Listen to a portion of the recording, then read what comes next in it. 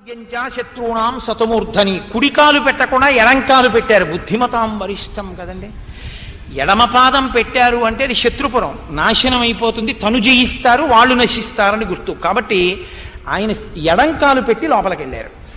లోపలికి వెళ్ళి ఆ లంకాపట్టణంలో వింటున్నారు. శుశ్రావముధురం గీతం త్రిస్థాన స్వరభూషితం స్త్రీణాం మద సమృద్ధానాం దివిచాప్సరసామివ. దేవలోకంలోంచి దిగి వచ్చినటువంటి అప్సరసలు పాటలు పాడుతున్నారా అన్నట్టుగా చక్కటి పాటలు వినపడుతున్నాయి. అవి కూడా 3 స్థానములు, మంద్ర మధ్యమ తారస్థాయిల్లో పాటలు వినపడుతున్నాయి. అందమైనటువంటి స్త్రీలు తిరుగుతున్నారు. శుశ్రావ కాంచీ నినదం నూపురాణాంచ నిస్వనం సోపాన వినదాంశ్చైవ భవనేషు మహాత్మనాం. ఆయన భవనాల దగ్గరికి వెళ్ళి చూస్తే ఆడవాళ్లు తిరుగుతున్నప్పుడు వాళ్ళ యొక్క వడ్డాణములకు పెట్టబడినటువంటి మువ్వల చప్పుళ్ళు, వాళ్ళ కాళ్ళకి ఉన్నటువంటి మంజీరముల యొక్క ధ్వనులు, చేతులకు పెట్టుకున్న గాజుల సవ్వాళ్ళు వినపడుతున్నాయి. అంటే అంతమంది ఆడవాళ్ళు సంతోషంగా ఉన్నారు, ఒక్క తల్లి ఏడుస్తోంది. అస్ఫోటిత నినాదాంశ్చ క్షీళితాంశ్చ తతస్తతః శుశ్రావ జపతాం తత్ర మంత్రాన్ రక్షో గృహేషు వై. కొన్ని చోట్ల భుజాలు చరుచుకుంటున్నటువంటి చప్పుళ్ళు, కొన్ని చోట్ల ఆ యోధులైనటువంటి వాళ్ళు చేస్తున్నటువంటి గర్జనలు, కొన్ని చోట్ల జపం చేసుకుంటున్నటువంటి స్థితి, కొన్ని చోట్ల మంత్రోచ్చాటనం చేస్తున్నటువంటి రాక్షసులు. దీక్షితాన్ జటిలాన్ ముండాన్ గోజినాంబరవాసస దర్భముష్టి ప్రహరణాన్ అగ్నికుండాయుధాంస్తథ. ఏమి వర్ణిస్తారండి మహర్షి. దీక్షితాన్ కొంతమంది దీక్ష పట్టున్నారు, జటిలాన్ కొంతమంది జటలు కట్టేసినటువంటి వాళ్ళు ఉన్నారు, ముండాం కొంతమంది పూర్ణంగా గుడ్డు చేయించేసుకున్న వాళ్ళు ఉన్నారు, గోజినాంబరవాస సహా కొంతమంది ఎద్దు చర్మం కట్టుకున్నారు, దర్భముష్టి ప్రహరణాం కొంతమంది గుప్పిటి నిండా దర్భలు పట్టుకున్నారు, అగ్నికుండాయుధాంస్తథ అగ్నికుండాలు పట్టుకున్నారు. వాళ్ళు ఇంకా యుద్ధం చేయరు. వాడికి ఎవరి మీదో కోపం వచ్చిందనుకోండి, వాడు ఆభిచారిక ప్రయోగం చేసి ఈ దేవతని, ఈ మంత్రాధిష్టాన దేవతని, ఈ అగ్నికుండాన్ని ప్రయోగించేస్తాడంతే ఆ దర్భలతోటి. అంటే ఉగ్ర పూజలు చేసేవాళ్ళు రాత్రి వేళ లంకాపట్టణంలో ఆభిచారిక హోమాలు చేస్తున్నారు. కూటముద్గర పాణీంశ్చ దండాయుధరానపి ఏకాక్షానేక కర్ణాంశ్చ లంబోదర పయోధరాన్. కూటము, ముద్గరము, దండము మొదలైనటువంటి ఆయుధాలు పట్టుకున్న వాళ్ళు, ఒంటికన్నున్న వాళ్ళు, ఒక చెవి ఉన్నవాళ్ళు, పెద్ద పెద్ద కడుపులున్నవాళ్ళు, కరాళాన్ భుగ్నవక్త్రాంశ్చ వికటాన్ వామనాంస్తథా ధన్విన ఖడ్గినశ్చైవ శతఘ్ని ముసలాయుధాన్.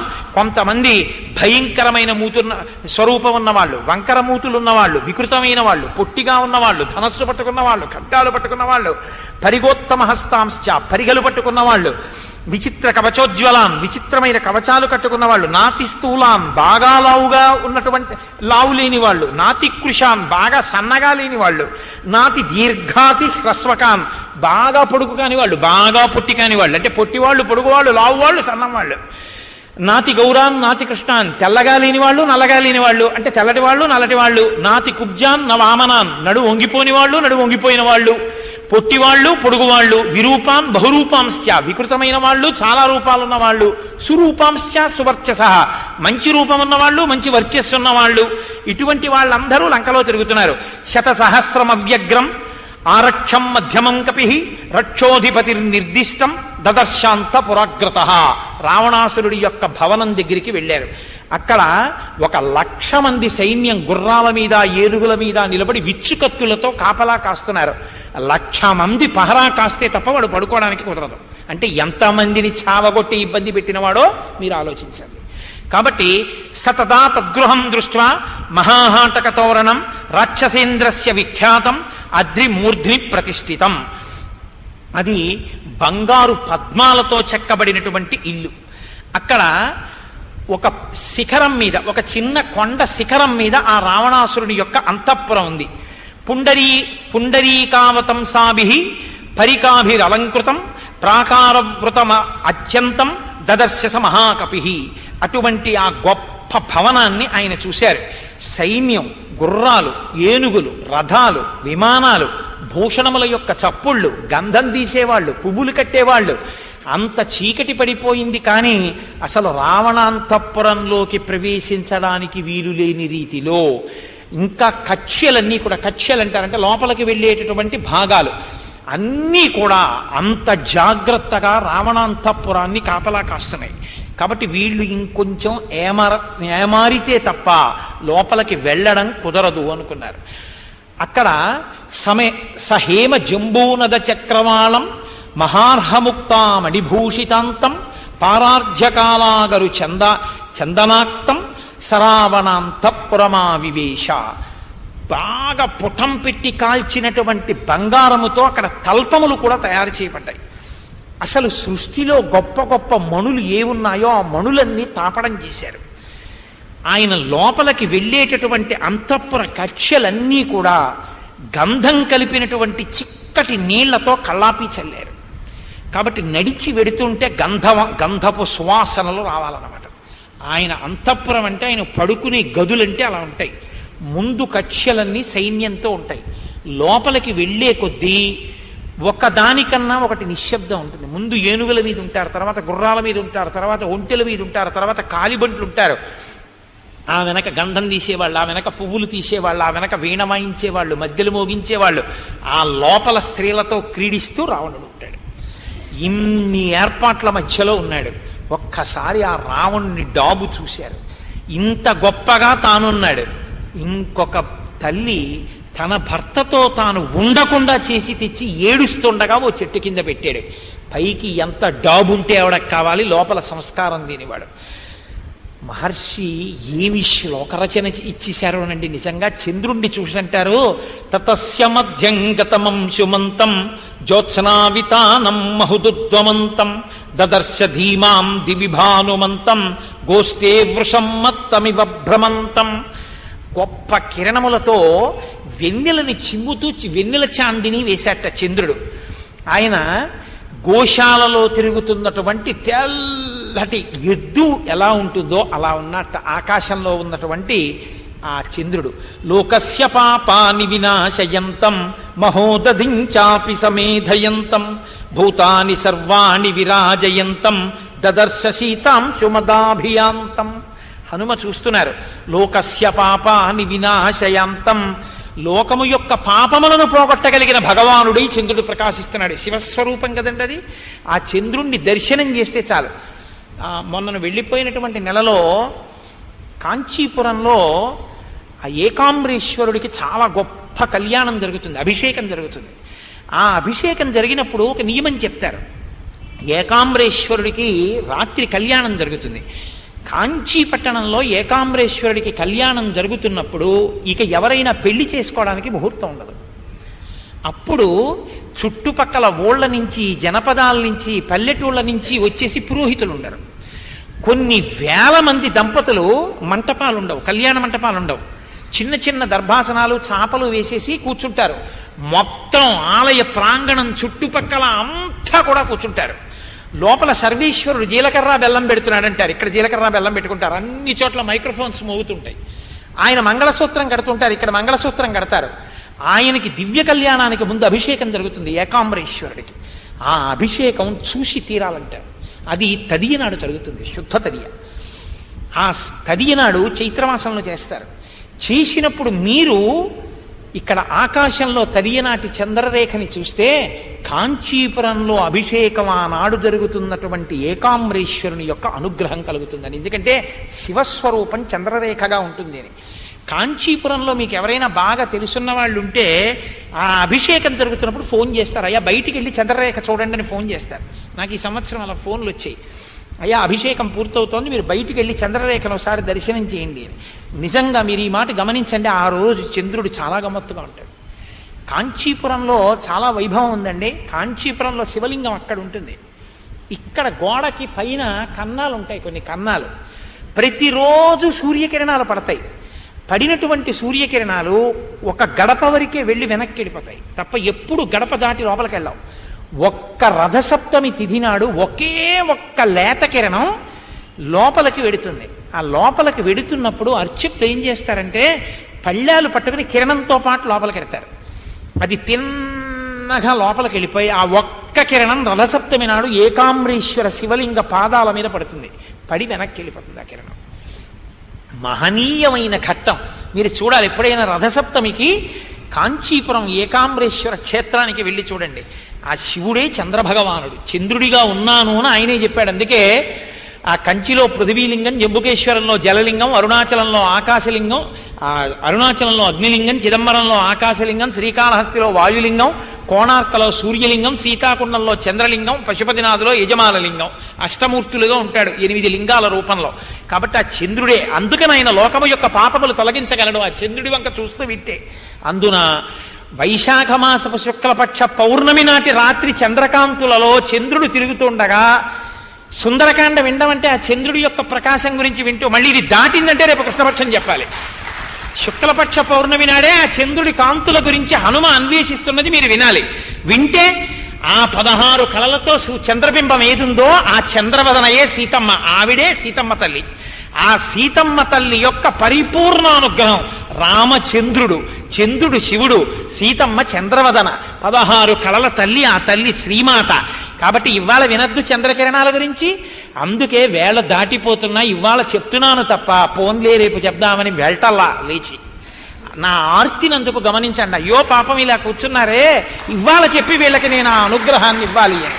కాబట్టి లోకస్య పాపాని వినాశయంతం మహోదధించాపి సమేధయంతం. సముద్రం పొంగుతుంది ఆయన్ని చూస్తే. భూతాని సర్వాణి విరాజయంతం.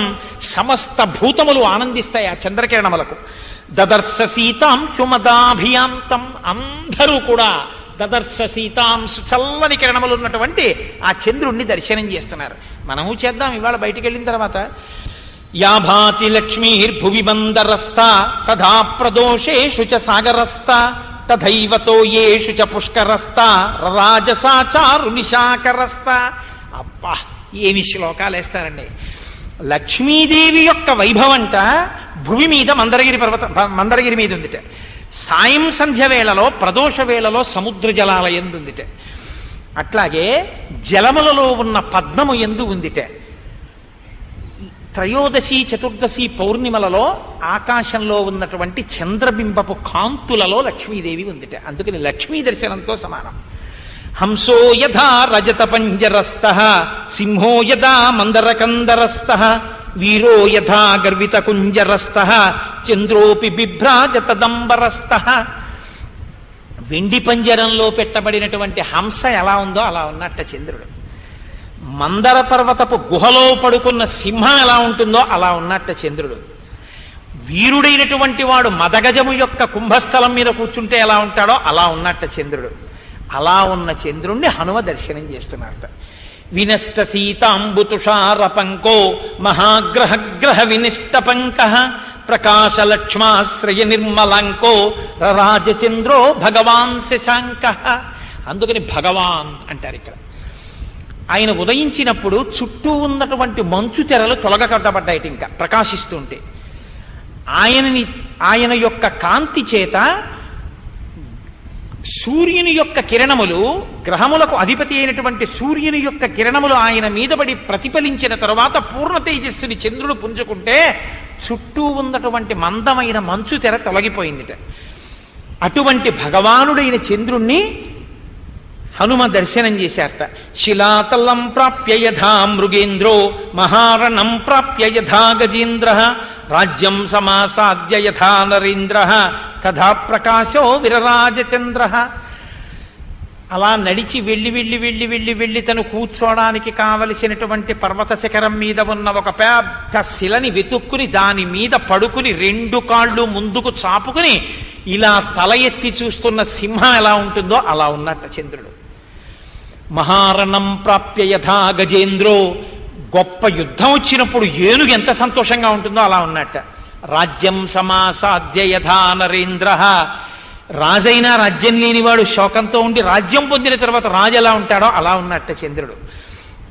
ప్రకాశ చంద్రోదయ నష్ట దోష ప్రవృత్త రక్ష పిశితాశ దోష రామాభిరామేరిత చిత్త దోష స్వర్గ ప్రకాశో భగవాన్ ప్రదోష.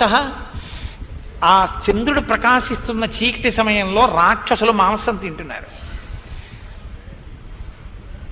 అక్కడ ఉన్నటువంటి స్త్రీలు సంతోషంగా తమ ప్రియుల్ని కలుచుకోవడానికని బయలుదేరారు. అక్కడ స్వర్గలోకంలో ఉండేటటువంటి ప్రకాశం ఎలా ఉందో అలా ప్రకాశిస్తున్నాడు చంద్రుడు. ఇటువంటి ప్రకాశంతో ఉన్నటువంటి స్థితిలో గొప్ప తంత్రుల యొక్క ధనుల్ని, అనేకమైనటువంటి సంగీత వాద్య పరికరముల యొక్క ధనుల్ని హనుమ వింటున్నారు. పరస్పరం చదికమక్షిపంతి భుజాంశ్చ పీనానధి విక్షిపంతి మత్త ప్రలాపా నధి విక్షిపంతి మత్తాని చాన్యోన్యమధిక్షిపంతి. అక్కడ ఉన్న రాక్షసులు రాత్రివేళ గుండెలు చూపించి చూడరా నాకెంత వక్షస్థలం ఉందో అంటే నాకెంత వక్షస్థలం ఉందో అని చూపించుకుంటున్నారు. తాగినటువంటి వాళ్ళై మత్త ప్రలాపాలు చేస్తున్నారు. రక్షాంసి వక్షాంసి చ విక్షిపంతి గాత్రాణి కాంతాసు చ విక్షిపంతి రూపాణి చిత్రాణి చ విక్షిపంతి దృఢాని చాపాని చ విక్షిపంతి. సుందరకాండ అన్ని సౌందర్యమే, శ్లోకాలు కూడా అనుప్రాసలు. రక్షాంసి వక్షాంసి చ విక్షిపంతి, తమ గుండెలు చూపించుకుని వాటి మీద చేతులు వేసుకుని సరుచుకుని మత్త ప్రలాపాలు మాట్లాడుతున్నారు. ఆడది అలా వెళ్ళిపోతుంటే చాలు, ఆమె శరీరానికి తన శరీరం తగిలితే తప్ప తమకాన్ని ఆపుకోలేక శరీరాన్ని పట్టుకెళ్ళి ఆవిడ శరీరం మీదకి పడేసి తగులుస్తున్నారు. రూపాన్ని చిత్రాన్ని చ విక్షిపంతి, అనేకమైన కామరూపాలు పొందుతున్నారు. దృఢాని చాపాని చ విక్షిపంతి, పెద్ద పెద్ద ధనస్సులు చేతిలో పట్టుకున్నారు. నత్వేవ సీతాం పరమాభిజాతాం పధిస్థితే రాజకులే ప్రజాతాం లతాం ప్రఫుల్లామివ సాధుజాతాం దదర్శ తన్వీం మనసాభిజాతాం. గొప్ప సౌందర్యం కలది, ధార్మికమైనటువంటి వంశంలో జన్మించినది, చాలా భర్త కోసం పరితపిస్తున్నది, రామచంద్రమూర్తి ఎందే మనసు పెట్టుకున్నది, సుకుమారమైన లత ఎంత కోమలంగా ఉందో అటువంటి కోమలమైన సీతమ్మ తల్లి మాత్రం కనపడలేదు. సనాతనే వర్ణ్యతి సన్నివిష్టాం రామేక్షణాం తాం మదనాభివిష్టాం భర్తుర్మనశ్రీ మదను ప్రవిష్టాం స్త్రీభ్యో వరాభ్యశ్చ సదా విశిష్టాం. మహాపతివ్రతయై రామచంద్రమూర్తి మనసులో స్థానం సంపాదించుకుని తాను ధ్యానములో రాముణ్ణి అనుభవిస్తున్నా, రాముణ్ణి బాహ్యంలో కూడా పక్కన చేరాలని పరితపిస్తున్న సీతమ్మ దర్శనం మాత్రం హనుమకి అవలేదు. ఇదేమిటో తెలుసా అండి? సీతమ్మ ఇలా ఉంటుందని ఆయన ఆలోచిస్తున్నారు. ఎందుకని? వడ్డాణాల చప్పుళ్ళు వినపడుతున్నాయి, అండెల చప్పుళ్ళు వినపడుతున్నాయి, సంగీతం వినపడుతోంది, మంచి మంచి పాటలు వినపడుతున్నాయి, ప్రియుని కౌగిళ్లలో ఉన్నటువంటి ప్రియురాళ్ళు కనపడుతున్నారు, ఒంటి మీద వస్త్రం లేకుండా ఉన్న ఆడవాళ్లు కనపడుతున్నారు, స్త్రీ సుఖాన్ని పొందుతున్న ఎందరో పురుషుల్ని చూశారు. చూసి ఇన్ని చూసినటువంటి హనుమ సీతమ్మ కూడా అన్న ధోరణి ఆయన యందు రాదు. నా తల్లి మహాపతివ్రత, రాముడు పక్కన లేడు అని నా తల్లి ఏడుస్తుంటుంది. నా తల్లి మహాపతివ్రతయై ధార్మికమైన వంశంలో పుట్టింది కాబట్టి రాముడి మనసు గెలుచుకున్న నా తల్లి రాముడి కోసం చూస్తూ ఉంటుంది. ఆ ఆలోచన అంత పవిత్రం. ఈ కంటికి కనపడేవన్నీ అంత హేయమైనవైనా అవి హేయమని అనడానికి వీల్లేదు. అక్కడ ఆ దంపతుల మధ్య అది ధర్మం. అటువంటివి ఈ కంటికి కనపడుతున్నా ఆ కనపడిన వాటి వల్ల మనసు ప్రకోపం చెందకుండా అంత పవిత్రమైన సీతమ్మనే ధ్యానం చేస్తూ ఉండడం హనుమ యొక్క అద్భుతమైన ఉపాసనా బలానికి, ఆయన నిష్టకి నిదర్శనం. అది సౌందర్యం, అది సుందరకాండ. ఆయన అంటారు, మా తల్లి ఎలా ఉంటుందో తెలుసా? ఉష్ణార్ధితాంసానుసృతాస్రకంఠీం పురావరార్హోత్తమ నిష్కంఠీం సుజాత పక్ష్మామభిరక్త కంఠీం వనే ప్రవృత్తామివ నీలకంఠీం. ఇలా ఉంటుంది సీతమ్మ అన్నారు. అలాగే కనపడింది ఆయనకి. ఆ తల్లి ఎలా కావాలంటే అలాగే కనపడుతుంది. ఉష్ణార్ధితాంసానుసృతాస్రకంఠీం, ఏడిచి ఏడిచి ఏడిచి 10 నెలలు అయిపోయినా ఇంకా ఆవిడ కంఠమంతా ఏడుపుతోటే నిండిపోయి గద్గదం అయిపోయిందిట. ఏడిచి ఏడిచి ఏడిచి కంటి వెంట కారిపోయిన బాష్పధారల చేత ఆవిడ యొక్క వక్షస్థలం అంతా తడిసిపోయింది. పురావరార్హోత్తమ నిష్కంఠీం. పూర్వం ఆ కంఠం నిండా బంగారు హారాలు ఉండేవి. పక్కన భర్త లేడు కనుక నా తల్లి ఇప్పుడు ఆ కంఠంలో బంగారు హారాలు వేసుకోలేదు. పురావరార్హోత్తమ నిష్కంఠీం. ఒకప్పుడు బంగారు ఆభరణముల చేత అలంకరింపబడిన ఆ కంఠం ఇప్పుడు ఆభరణములు లేకుండా ఉంది. సుజాత పక్ష్మామభిరక్త కంఠీం. ఇంత బాధలోనూ కూడా ఆ తల్లి కన్నులలో మాత్రం కారుణ్యమే కనపడుతోంది. అలా ఉంటుంది మా అమ్మ అని ఊహ చేస్తున్నారు. కనపడలేదు ఆయనకి. మా అమ్మ అలా ఉంటుంది. అది హనుమ యొక్క మనస్థితి. మహానుభావుడు హనుమంటే. వనే ప్రవృత్తామివ నీలకంఠీం, వనములో తిరిగేటటువంటి నెమలి ఎలా ఉంటుందో మా తల్లి అలా ఉంటుంది. వన సంచార కుశల ఆ తల్లి అలా ఉంటుందని. అవ్యక్త రేఖామివ చంద్రరేఖాం పాంసు ప్రసిద్ధామివ హేమరేఖాం క్షత ప్రరూఢామివ బాణరేఖాం వాయుప్రభిన్నామివ మేఘరేఖాం. మా తల్లి వీళ్ళల్లా ఇలా చూస్తే కనపడేటట్టు ఉండదు. మా తల్లి తపించి తపించి కృషించి కృషించి ఏడ్చి ఏడ్చి రాముడి కోసం బాధపడి ధ్యానించి ధ్యానించి తపించి తపించి ప్రయత్నపూర్వకంగా చూస్తే కనపడనంతగా శుష్కించిపోయి ఉంటుంది నా తల్లి. అవ్యక్త రేఖామివ చంద్రరేఖాం, శుక్లపక్ష తదియనాటి చంద్రరేఖ పార్వతీ పరమేశ్వరుల కిరీటం మీద ఉండే చంద్రరేఖ. దాన్ని చూద్దాము అనుకుంటే ఇలా చూస్తే కనపడదు గబుక్కుని. మీరు ప్రయత్నపూర్వకంగా ఆకాశమంతా వెతికితే కనపడేటటువంటి సన్నని చంద్రరేఖలా బాగా వెతికితే తప్ప దొరకని తల్లి నా తల్లి. అంత కృషించిపోయి ఉంటుంది. పంసు ప్రసిద్ధామివ హేమరేఖాం, నా తల్లి బంగారు తీగ, కానీ ఇప్పుడు మట్టి పట్టింది. ఎందుకని? 10 నెలల నుంచి అదే పట్టుపుట్టంతో ఉంది. కాబట్టి మట్టి పట్టిన బంగారు తీగలా ఉంటుంది నా తల్లి. ఎంత పవిత్రమైన మనసండి మహానుభావుడిది. క్షత ప్రరూఢామివ బాణరేఖాం, బాణపు దెబ్బ తగిలింది, బాణం ఇంకా ములుకు లోపల ఉండిపోయింది. బాణపు ములుకు లోపల ఉండిపోయిన కారణం చేత బాధపడుతున్నటువంటి వ్యక్తిలా ఆవిడ ధ్యానమునందు రాముడితోటే కలిసి ఉన్నా పైన ఇంకా రాముడి పక్కకి చేరలేదే అని బాధపడుతున్న తల్లిలా ఉంటుంది. అంత శోకిస్తూ ఉంటుంది నా తల్లి.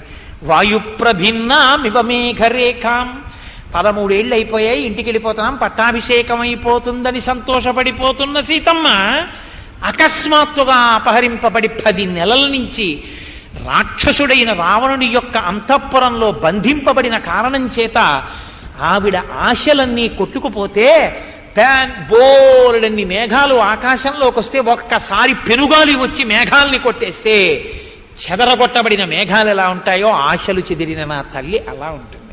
అలా ఉంటుంది తప్ప ఇలా ఉండి సంతోషంగా క్రీడిస్తూ ఆడుతూ పాడుతూ నర్తిస్తూ నూపురముల చప్పుడు వినపడుతూ కంకణముల ధ్వని వినపడుతూ నా తల్లి ఉండదు.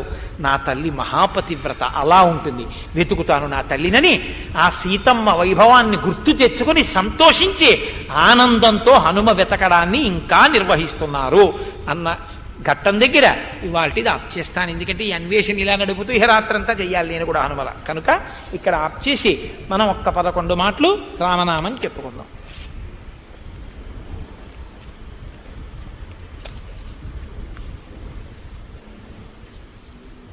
ఇడా పింగళ మధ్యమందున ఇమిడియున్నది రామనామము, రామనామము రామనామము రమ్యమైనది రామనామము. చాలా చాలా ముఖ్యమైన విషయం ఒకటి చెప్తానమ్మా. రామనామం అయిపోయేంత వరకు ఉండండి. చాలా ముఖ్యమైన విషయం ఒకటి మీకు చెప్తాను. పాహి కృష్ణాయనచు ద్రౌపది పలికినది శ్రీరామనామము, రామనామము రామనామము రమ్యమైనది రామనామము. నీవు నేనను భేదమేమియు లేకయున్నది రామనామము, రామనామము రామనామము రమ్యమైనది రామనామము. బ్రహ్మ సత్యము జగన్మిథ్యాభావమే శ్రీరామనామము, రామనామము రామనామము రమ్యమైనది రామనామము. భగవదర్పిత కర్మ పరులకు పట్టుబడు శ్రీరామనామము, రామనామము రామనామము రమ్యమైనది రామనామము. సకల జీవులలోన వెలిగే సాక్షిభూతము రామనామము, రామనామము రామనామము రమ్యమైనది రామనామము. ఆంజనేయుని వంటి భక్తులకాశ్రయము శ్రీరామనామము, రామనామము రామనామము రమ్యమైనది రామనామము. శిష్ట జనముల దివ్య దృష్టికి స్పష్టమగు శ్రీరామనామము, రామనామము రామనామము రమ్యమైనది రామనామము. చూపు మానసమొక్కటై మరి చూడవలయి రామనామము. రామనామము రామనామము రమ్యమైనది రామనామము. శరణు శరణను విభీషణునకు శరణమొసగిన రామనామము. రామనామము రామనామము రమ్యమైనది రామనామము. రావణానుజ హృదయ పంకజ రాచకీరము రామనామము. రామనామము రామనామము రమ్యమైనది రామనామము. పాలు మీ గడతేనె కన్నను తీయనైనది రామనామము. రామనామము రామనామము రమ్యమైనది రామనామము. జ్ఞానులకు ఆత్మానుభవ జ్ఞానమే ఈ రామనామము. రామనామము రామనామము రమ్యమైనది రామనామము. తల్లివలె రక్షించు సుజనుల నెల్ల కాలము రామనామము. రామనామము రామనామము రమ్యమైనది రామనామము. లోకంలో ఒక విషయాన్ని చెప్తారు పెద్దలు, పౌర్ణమి వెళ్ళినటువంటి పాడ్యమి శుభం పలుకుచుండు అని. అసలు ఆ తిథికున్న లక్షణం ఏమిటంటే అది శుభాన్ని పలుకుతుంటుంది అని. అప్పుడు ఏదైనా పని చేస్తే జరిగి తీరుతుంది. చాలా గొప్ప శక్తినివ్వగలిగినటువంటి తిథి. అందున వైశాఖ మాసం మరీ శక్తివంతం. మధుమాసం, మాధవ మాసం, మహాపురుషుల జయంతులన్నీ ఈ 2 మాసాల్లోనే. అటువంటి మాధవ మాసంలో కృష్ణపక్ష పాడ్యమి, రేపు పాడ్యమి నాడు మనం సిద్ధి సర్గని వినబోతున్నాం. అది నిజంగా ఈశ్వర కృప. నేను అలా ఏదో వస్తాయని చెప్పి ఇన్ని ప్రణాళిక వేసి ఉపన్యాసాలు చెప్పడం అనేటటువంటిది దుస్సాధ్యం. అలా ఎప్పుడు ఎక్కడ ఎవరు చేయడం కుదరదు. అది కేవలం రామానుగ్రహం, సీతమ్మ తల్లి అనుగ్రహం. రేపు సిద్ధి సర్గ వస్తుంది. సిద్ధి సర్గ అంటే హనుమ సీతమ్మ తల్లిని దర్శనం చేస్తారు. హనుమకి సీతమ్మ తల్లి దర్శనమైనటువంటి సర్గ సిద్ధి సర్గ. సిద్ధి సర్గ వింటే చాలా గొప్ప ఫలితాన్ని ఇస్తుంది అని శాస్త్రవాక్కు. అందుకే సిద్ధి సర్గ తప్పకుండా వింటారు. సుందరకాండ యొక్క శక్తి పొందాలి, దాని అనుగ్రహం పొందాలనుకున్న వాళ్ళు సిద్ధి సర్గని ఎప్పుడూ విడిచిపెట్టకూడదు. నేను ఇది చెప్పకపోతే రేపు సిద్ధి సర్గ అయిపోయిందని దాని గొప్పతనం చెప్పాను అనుకోండి, అయ్యో నువ్వు ఈ మాట ముందు చెప్పుంటే ఉద్దం కదురా ధూర్తుడా అంటారు మీరు. అందుకని నేను చెప్పడం నా ధర్మం, అందుకు చెప్తున్నాను. 2, సిద్ధి సర్గ నాడు సీతాదేవిని సహస్రనామాలతో అర్చించడం చాలా చాలా గొప్ప విషయం. 8 గంటలకు కదండి అయ్యా హరిప్రసాద్ గారు 8 గంటలకు కదా రేపు ఉదయం 8 గంటలకి ఒక అపురూపమైనటువంటి సీతారాముల మూర్తి, కొన్ని వందల సంవత్సరాల క్రితం నాటి మూర్తి రామానుగ్రహంగానే లభ్యమైంది. అది రామాజ్ఞ కూడా, దానికే జరగాలి అని సీతమ్మ తల్లి ఆజ్ఞాపించింది, మీరు నమ్మండి. కాబట్టి అటువంటి మూర్తికి రేపు కుంకుమార్చన జరుగుతుంది. అది సువాసినుల యొక్క హక్కు. సువాసిన్యర్చన ప్రీత. 5వ తనం అమ్మవారి అనుగ్రహం. అమ్మవారు ఏం కోరుకుంటుందంటేట, నేనిచ్చిన 5వ తనం కాబట్టి ఆ 5వ తనంతో నా పాదాల మీద కుంకం వేయడానికి అధికారం ఉంది కాబట్టి వెయ్యాలని కోరుకుంటుంది. అందులో సీతమ్మ మహాపతివ్రత కదండి, నరకాంతగా వచ్చిన తల్లి. ఆవిడని అర్చిస్తే ఆవిడ చాలా సంతోషిస్తుంది. రేపు సీతా సహస్రంతో పూజ ఉంటుంది. రామచంద్రమూర్తిని 12 నామాలతో తులసి దళాలతో ఉంటుంది. అది కేవలం సువాసినులకి, పురుషులకి లేదు ఆ పూజ. ఆ పూజ లేదు అంటే చేసుకోవచ్చు, కానీ అది ఇస్తే సువాసినులకి పరిమితం చేశాం.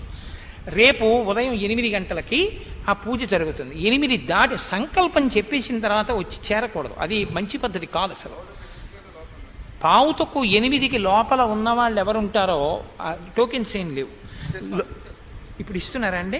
అంటే ఒక సంఖ్య తెలియకపోతే పదార్థాలన్నీ సిద్ధం చేయడం కష్టం. మీరు తేవలసినవి ఏమి ఉండవు, అన్నీ దేవస్థానం ఇస్తుంది. కాబట్టి మీరు టోకెన్ తీసుకోవలసి ఉంటుంది. టోకెన్ తీసుకుంటే మీరు చేసుకోవచ్చు. నేను ఒక్క మార్గం చెప్తా. ఒకవేళ ఇవాళ టోకెన్ దొరకలేదనుకోండి ఎవరికైనా, మీరేం నిరుత్సాహపడద్దు. మీరు పూజ చేసుకోవాలి అనుకుంటే నేను మీకు మార్గం చెప్తా. మా కాకినాడ పట్టణంలో మేము ఈ పద్ధతిని అనుమతిస్తూ ఉంటాం. టోకెన్ దొరకకపోయినా మీరేం చేస్తారంటే, టోకెన్ దొరకని వాళ్ళు ఇవాళ నేను ఎలా అయినా అమ్మవారిని ఆరాధిద్దాం అనుకుంటే నాకు టోకెన్ దొరకలేదు అని మీరు ఖేదపడద్దు. లోపల మీరు కూర్చుని చేయలేరేమో కానీ స్పీకర్లో వినపడుతుంటుంది. మీరు బయట కూర్చుని ఒక పాత్ర తెచ్చుకుంటే మూర్తిని ఇవ్వడానికి అభ్యంతరం ఉండకపోవచ్చేమో, మూర్తిని ఇస్తాం కదండి. కాబట్టి మీరు ఆ కుంకంతో అర్చన చేసుకోవచ్చు. అయ్యో టోకెన్ దొరకలేదు అని ఎవరు ఖేదపడకూడదు అని నేను దీన్ని అనౌన్స్ చేస్తున్నాను. కానీ టోకెన్ తీసుకుంటే చక్కగా శశాస్త్రీయంగా లోపల కూర్చుని ఆ వైదికమైనటువంటి అర్చన బ్రహ్మస్థానంలో కూర్చున్న వారు చేయిస్తుండగా మీరు ఆ మంత్రభాగాన్ని వింటూ చేసుకోవచ్చు ప్రత్యక్షంగా. కాబట్టి చక్కగా టోకెన్స్ తీసుకోండి, రేపు ఉదయం చెయ్యండి. సీతమ్మ తల్లేగా మీ అందరి రూపాల్లో ఉంది. ఇంతమంది సీతమ్మ తల్లులు సీతమ్మ తల్లిని అర్చిస్తుంటే చూసిన కన్నులు